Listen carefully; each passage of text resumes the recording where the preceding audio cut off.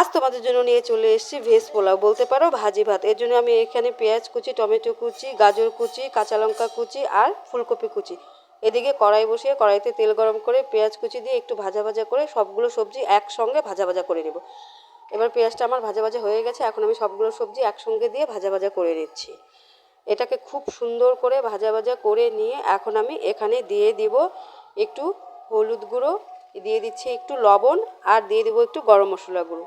এই সবগুলো আবার একসঙ্গে ভাজা ভাজা করে তারপরে দিয়ে দেবো আমি ভাত। এখন কিন্তু আমার ভাজা ভাজা হয়ে গেছে, ভাতগুলো দিয়ে দিচ্ছি। এই ভাতগুলো দেওয়ার পরে আর একটু আবার ভাজা ভাজা করে ওখানে যে কেটে রেখেছিলাম কিশমিশ আর কাজু, সেটাকেও কিন্তু আমি উপর দিয়ে ছড়িয়ে দেব।